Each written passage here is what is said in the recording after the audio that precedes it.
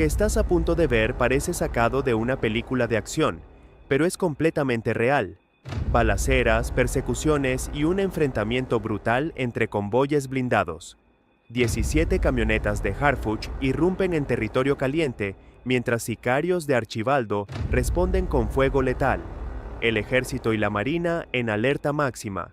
Explosiones, ráfagas de alto calibre y un Culiacán bajo asedio. ¿Quién domina realmente la plaza? ¿Qué pasó con los líderes tras este choque titánico? Quédate hasta el final porque esto lo cambia todo. Las calles de Culiacán se convirtieron en un infierno de plomo y estruendo cuando los convoyes blindados irrumpieron en la zona caliente. El sonido de los motores acelerando se mezclaba con las ráfagas incesantes, mientras los pistoleros de Archibaldo respondían con una ofensiva feroz. Las camionetas de Harfuch avanzaban a toda velocidad, esquivando los cuerpos metálicos de vehículos destrozados por las ametralladoras. Cada esquina era un campo de batalla improvisado, donde el eco de los disparos se multiplicaba en la noche cerrada. El cielo se iluminaba con las explosiones, el pavimento se cubría de escombros y el aire olía a pólvora y destrucción. Desde lo alto, un dron militar capturaba la escena, una hilera de camionetas negras abriéndose paso a fuerza de metralla, disparando desde plataformas improvisadas, mientras los rivales, parapetados en edificios y detrás de muros perforados por las balas, contraatacaban con precisión quirúrgica.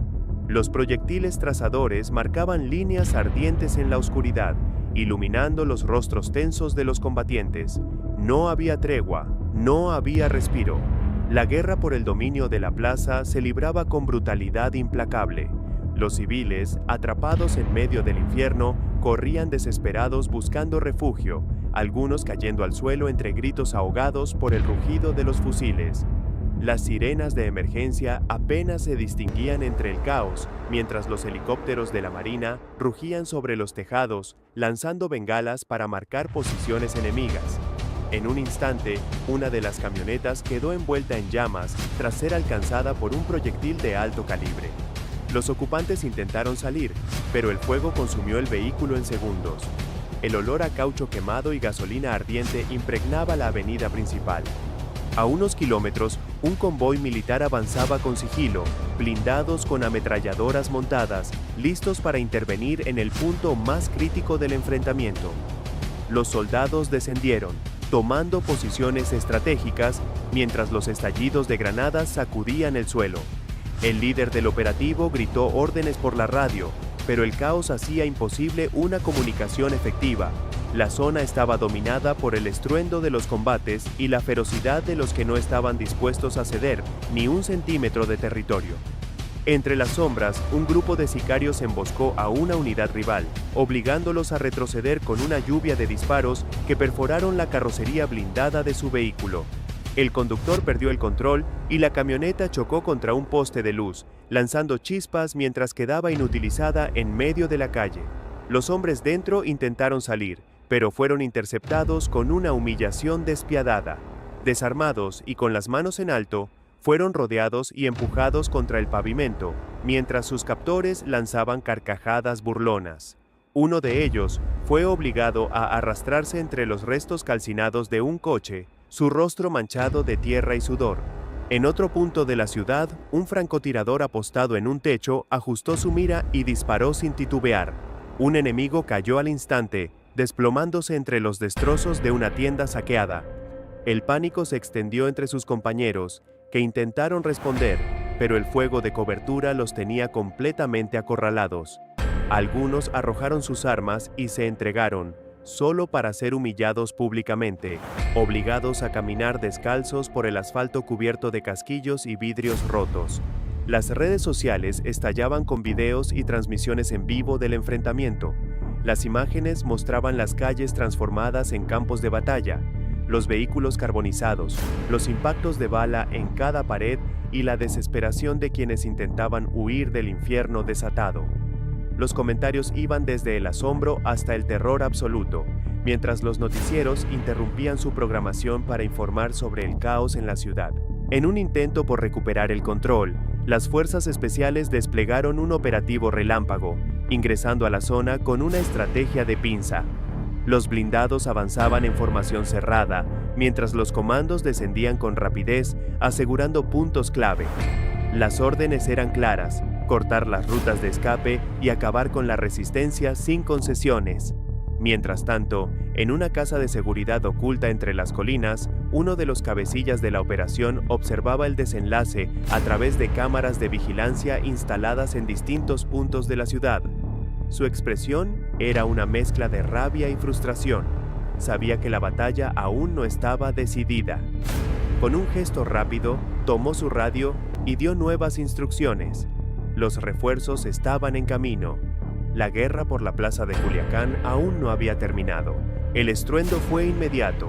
Apenas la primera patrulla militar dobló la esquina, las ráfagas rompieron la tranquilidad de la madrugada. Los proyectiles reventaban ventanas, incrustándose en paredes de concreto, dejando marcas imborrables de una ofensiva sin tregua. Las luces intermitentes de las sirenas tintaban las calles de un rojo amenazante, mientras las tropas avanzaban con cautela, cubriéndose tras los blindados. El objetivo era claro: irrumpir en la casa fortificada antes de que el enemigo reorganizara su defensa. En el interior del inmueble, la tensión era insoportable. Las alarmas se activaron, los radios estallaron en un caos de órdenes contradictorias y los hombres armados corrieron a sus posiciones, cargando sus fusiles con manos temblorosas, algunos sin siquiera haberse puesto el chaleco antibalas. El sonido de los impactos contra la fachada anunciaba el inminente asalto. Un líder de plaza, pieza clave en la estructura de poder, miró su teléfono, esperando una llamada que nunca llegó. Los primeros en caer fueron los guardias de la entrada. Sorprendidos por la explosión que destrozó el portón principal, fueron abatidos antes de poder siquiera reaccionar. El humo denso se mezclaba con los gritos de advertencia, pero los militares ya estaban dentro. Avanzaban en formación cerrada, revisando cada habitación con una precisión quirúrgica. Las sombras en los pasillos se movían frenéticas, intentando escapar, pero las salidas estaban bloqueadas. Uno de los ocupantes intentó esconderse en un closet, pero un soldado lo encontró de inmediato. La humillación fue total. Arrastrado fuera, fue obligado a caminar con las manos sobre la cabeza, mientras sus compañeros eran reducidos uno por uno. Algunos aún intentaban resistir, pero cada intento era respondido con una fuerza implacable. Desde el segundo piso, un francotirador improvisado disparó a ciegas, intentando frenar el avance militar. La respuesta fue instantánea. Un proyectil perforó la ventana, atravesando su cobertura y lanzándolo hacia atrás, su arma cayendo por las escaleras con un estrépito seco. El eco del disparo aún resonaba cuando una nueva explosión sacudió la estructura, parte del techo desplomándose sobre la sala principal. Afuera, la situación era igual de caótica. Las tropas federales contenían el perímetro, repeliendo a los convoyes que intentaban recuperar la posición perdida. Las camionetas blindadas avanzaban en formación, disparando sin cesar, pero los militares respondían con un despliegue táctico que los mantenía acorralados. Las calles se convirtieron en un laberinto de fuego cruzado, donde cada esquina era un punto de emboscada. Un vehículo enemigo quedó inutilizado tras recibir un impacto directo en el motor. Sus ocupantes salieron a toda prisa, pero fueron interceptados antes de poder reagruparse. Obligados a arrodillarse en medio del pavimento cubierto de casquillos, fueron despojados de sus armas y sometidos sin compasión. Algunos aún intentaban negociar, pero las órdenes eran claras: no habría margen para concesiones. En un punto cercano, otro enfrentamiento estallaba con igual brutalidad. Un grupo de hombres intentó resistir en una bodega abandonada, pero fueron detectados por un dron que sobrevolaba la zona. En cuestión de minutos, el lugar fue rodeado.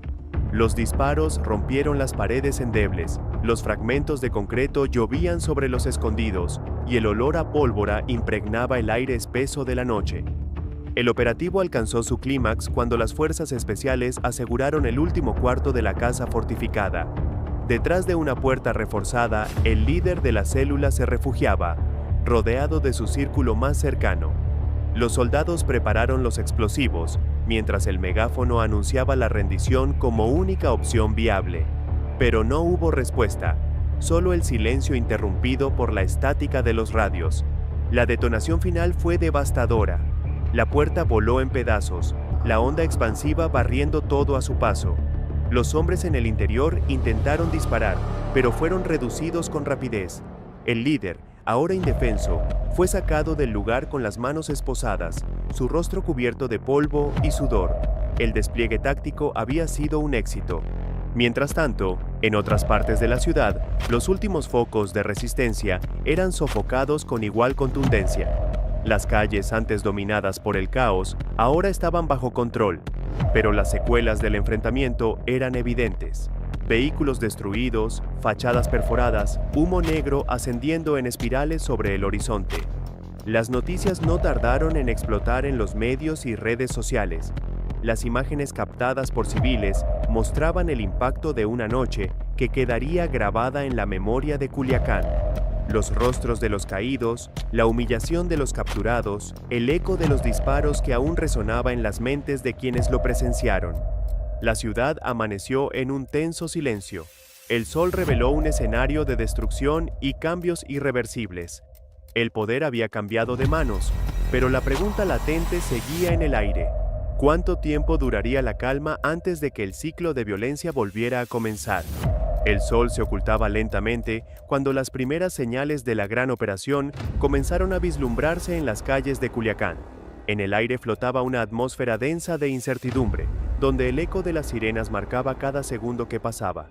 Los motores de las 17 camionetas blindadas rugían a lo lejos, avanzando con precisión, sin dar espacio a dudas. No era un simple convoy, era una advertencia, un recordatorio de que la influencia de los líderes de plaza en esta ciudad aún tenía un poder indiscutido. En los barrios más humildes, en los centros comerciales y hasta en los rincones más tranquilos, los residentes sabían que algo grande se estaba gestando. Mientras el convoy avanzaba, los ojos de los ciudadanos se llenaban de terror y fascinación. Las camionetas blindadas, casi como una serpiente de acero, se desplazaban por las avenidas principales, dejando tras de sí una estela de polvo y caos. El sonido del metal sobre el asfalto resonaba como una sentencia, como si la ciudad entera estuviera bajo una amenaza palpable. Los vehículos, aunque protegidos, parecían una metáfora de la fragilidad de una estructura en constante riesgo. Por cada paso que daban, las calles se llenaban de un desasosiego que solo aumentaba con cada giro de la marcha. La inteligencia militar había logrado anticiparse a los movimientos del líder de plaza, pero lo que parecía ser una victoria asegurada de las autoridades, pronto se transformó en una confrontación brutal que tomaría por sorpresa incluso a los propios estrategas. En las primeras horas de la operación, los militares ya habían logrado ubicar las coordenadas exactas de la casa que albergaba al objetivo principal. Sin embargo, el nivel de resistencia que se encontrarían en el camino superó cualquier predicción. La operación de asalto fue ejecutada con una coordinación impecable, pero no fue suficiente para evitar que los sicarios, apostados en puntos clave de la ciudad, comenzaran su ataque. Los disparos no tardaron en retumbar por toda la ciudad y el sonido de las explosiones rompió la tranquilidad de Culiacán como un látigo. Las calles que momentos antes eran transitadas por civiles se convirtieron en escenarios de una guerra no declarada. Los militares, bajo el fuego constante de los hombres del líder neutralizado, avanzaban metro a metro, arrastrando cuerpos y escombros con cada paso. Cada rincón de la ciudad parecía un campo de batalla. Las ráfagas de disparos no solo eran escuchadas, sino que se sentían en el pecho, como si el mismo aire estuviera siendo perforado por la violencia. El asalto a la casa, finalmente, fue el momento cumbre de la operación. En su interior, el líder de plaza, quien había sido una pieza fundamental en el engranaje de los Chapitos, sabía que su destino estaba sellado. En un instante, la puerta principal se estrelló contra el suelo en un estruendoso ruido, y la pesada maquinaria militar irrumpió como una tormenta. El caos se desató en ese pequeño espacio. Las personas dentro intentaron resistir, pero eran conscientes de que no había salida posible. Uno a uno, los hombres en la casa fueron abatidos con una eficacia casi escalofriante, mientras otros intentaban huir, solo para ser capturados en la misma trampa de asedio que les había sido tendida. Los minutos siguientes fueron confusos y llenos de horror. Los soldados, a pesar de la aparente victoria, no pudieron evitar sentir la magnitud de la tragedia que se vivía a su alrededor. La casa, que había sido el centro de poder y decisiones, estaba ahora marcada por la huella del conflicto. El aire estaba cargado de polvo, el cuerpo de los caídos era arrastrado y la sensación de humillación se sentía en cada rincón. Los sobrevivientes, aquellos que lograron salir, se encontraron rodeados y humillados, obligados a caminar bajo la atenta mirada de las fuerzas del orden. En las horas posteriores, la ciudad parecía estar al borde de una explosión. Las autoridades, a pesar de la victoria, sabían que este era solo un capítulo en una guerra mucho más grande. El golpe hacia los chapitos había sido importante, pero las consecuencias de esta confrontación seguirían resonando por mucho tiempo. Las calles de Culiacán, que durante años habían sido testigos de una violencia imparable, ahora se enfrentaban a un nuevo nivel de tensión. Los reflejos de los enfrentamientos seguían siendo evidentes en cada esquina, y el miedo se apoderaba de aquellos que sabían que este no era un simple enfrentamiento, era el preludio de algo mucho más grande, mucho más destructivo. Las horas avanzaron, pero el conflicto no había terminado. Las tropas federales sabían que los refuerzos enemigos estarían cerca. En cada esquina, las fuerzas del orden buscaban restablecer el control, pero no podían evitar la sensación de que lo peor aún estaba por venir. La ciudad ya no era solo un lugar de resistencia, sino también de inestabilidad. Con el líder de plaza neutralizado, los vacíos de poder comenzaron a hacerse evidentes, dejando un terreno fértil para nuevos desafíos. El impacto de esta operación no solo se sentiría en Culiacán, la repercusión de lo sucedido alcanzaría a todos aquellos que aún sostenían la ilusión de un dominio incuestionable sobre la ciudad. Las fuerzas federales, aunque con el control momentáneo, sabían que el reloj ya había comenzado a contar. Una nueva ola de violencia estaba por estallar, y las consecuencias de este golpe, tan certero como violento, seguirían pesando sobre las calles que una vez dominaron. La tensión en el aire se volvió insoportable mientras las fuerzas mexicanas avanzaban sin descanso por las arterias de Culiacán. La vibración de las trocas blindadas retumbaba por cada esquina, como el preludio de algo mucho más grande. Mientras el convoy recorría las calles, los ciudadanos se sentían atrapados en una película de horror sin salida, mirando desde ventanas cerradas y puertas trancadas, conscientes de que todo estaba por cambiar. Los primeros informes llegaron rápidamente. 4 individuos fueron detenidos, un golpe certero que comenzaba a desmantelar los cimientos de una estructura criminal de dimensiones insospechadas. Pero esta operación no era simplemente una intervención más, era una acción calculada, donde cada movimiento de las autoridades estaba diseñado para llevar el control a la zona. Con cada minuto que pasaba, el riesgo se multiplicaba.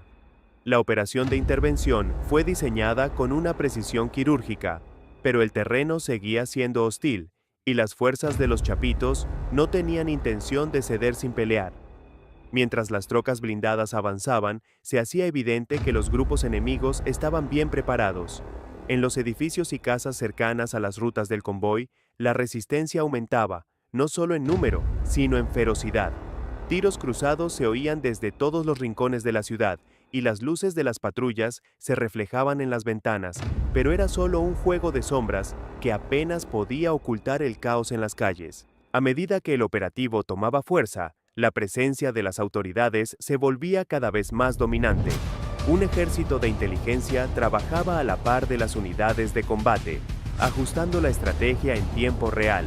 La información fluía de manera continua, pero no siempre era suficiente. Cada acción en las calles dejaba nuevas marcas de resistencia, con los sicarios escondidos en los rincones más oscuros, dispuestos a arrastrar consigo todo lo que se interpusiera en su camino. Se hablaba de puntos clave que serían tomados, pero el enemigo no descansaba. Las decisiones rápidas se convirtieron en la única salvación, y las fuerzas federales respondían con la misma rapidez, sin titubeos, sabiendo que cualquier retraso podría costarles caro. El operativo comenzó a tomar giros inesperados. En medio de la lluvia de balas y explosiones, la captura de los 4 individuos dejó claro que no se trataba de simples detenciones. Estos hombres no eran solo piezas secundarias, sino engranajes fundamentales en una red que había operado durante años bajo la mirada de todos. Las autoridades sabían que esa captura representaba un avance crucial, pero al mismo tiempo, el peligro seguía acechando. El terreno se volvía más volátil con cada hora que pasaba. Un par de vehículos se incendiaron por el impacto directo de los proyectiles, pero los soldados no se detuvieron, avanzaron con la determinación de que nada los haría retroceder. Mientras tanto, los equipos de inteligencia aumentaban la presión.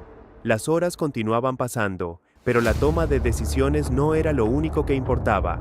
El uso de tecnología avanzada para monitorear la situación a nivel urbano permitió que las autoridades ajustaran la operación a cada cambio en el terreno. En las pantallas de control, la imagen de la ciudad parecía una compleja red de movimientos, cambios, bloqueos y nuevos focos de resistencia. Cada segundo se volvía crítico. Las horas de la noche pasaron, y aunque el avance del operativo parecía imparable, el enemigo respondía de manera cada vez más violenta. Desde el interior de edificios estratégicos, los sicarios disparaban con precisión, intentando controlar puntos cruciales de la ciudad.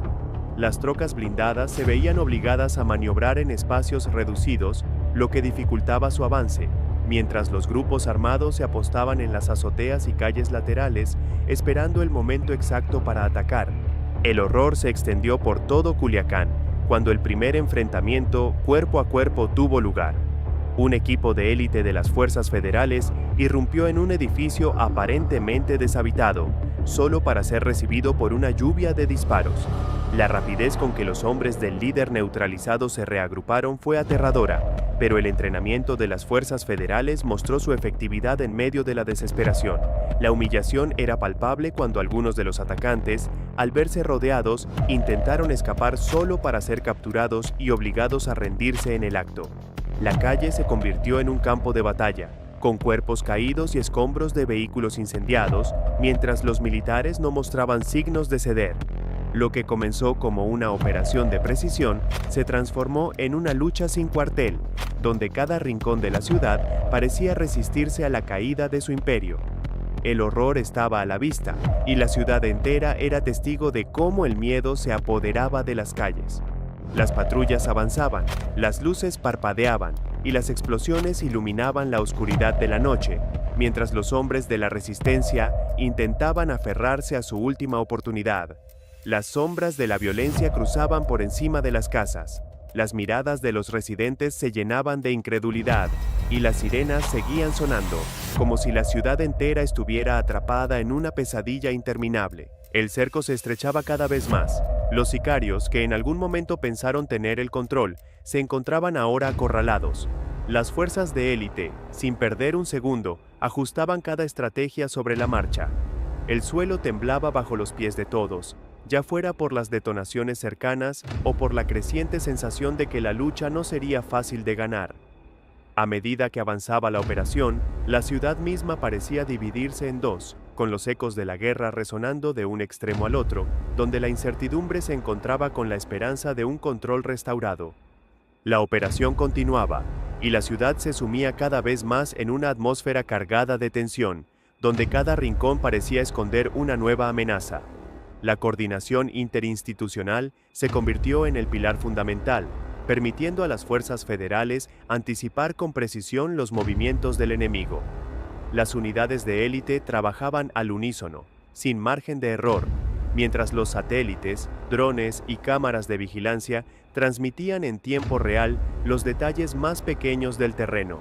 La rapidez con la que se ajustaban las estrategias mostraba que la experiencia adquirida por las fuerzas mexicanas en operaciones previas había dejado huella.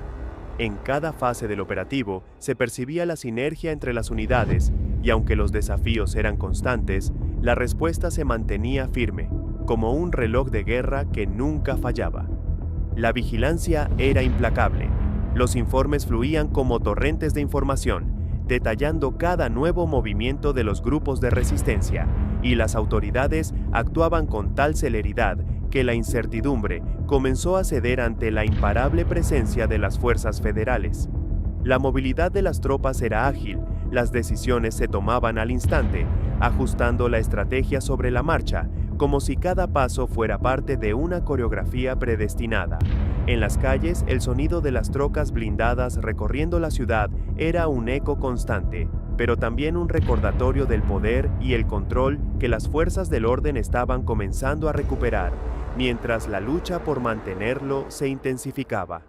La ciudad, que había sido un campo de batalla silencioso durante semanas, se convertía ahora en un terreno de enfrentamientos sangrientos, donde la violencia parecía no tener límites. Con cada fase del operativo, la complejidad aumentaba.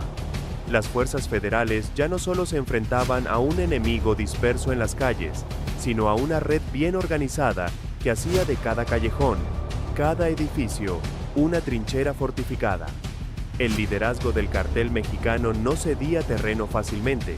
Los sicarios, en su desesperación, comenzaron a mostrar signos de una resistencia desesperada, atacando con fiereza, utilizando cada recurso disponible, incluso tomando civiles como escudos humanos para intentar frenar el avance militar.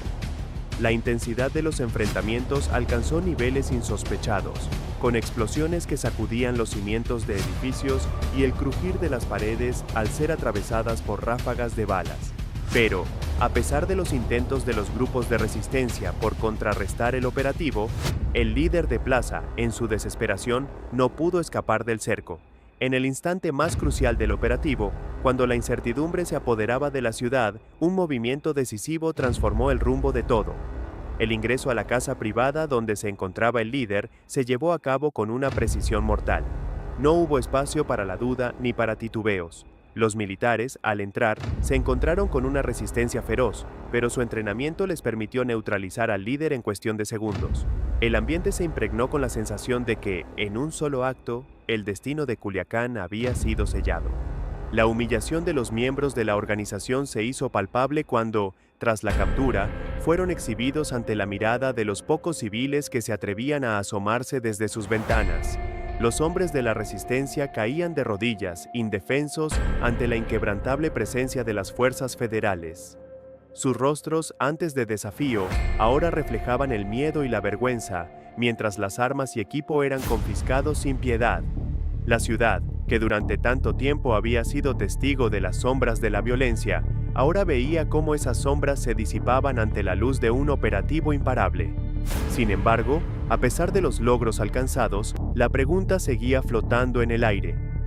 ¿Era este el principio de un cambio verdadero o solo una pequeña victoria en un ciclo interminable de enfrentamientos? La caída del líder de plaza, aunque significativa, no marcaba el fin de la violencia en Culiacán. Las calles seguían siendo terreno fértil para el miedo y la incertidumbre. A medida que el operativo llegaba a su fin, los ecos de las explosiones se apagaban, pero el silencio solo era una pausa antes de la siguiente tormenta. La intervención de las fuerzas federales, que parecía ser la luz al final del túnel, dejó a la ciudad con una pregunta incómoda. ¿Cuánto duraría este control o sería solo una breve tregua en la guerra silenciosa que nunca parece terminar? El conflicto, aunque aparentemente resuelto en ese momento, continuaría acechando. Las trocas blindadas, que habían dejado su huella imponente en las calles, ya no eran solo un símbolo de poder, sino de una batalla que estaba lejos de terminar. La ciudad de Culiacán, que había respirado el aire de la incertidumbre durante tanto tiempo, continuaba siendo un lugar donde la violencia y la confrontación formaban parte de su paisaje cotidiano.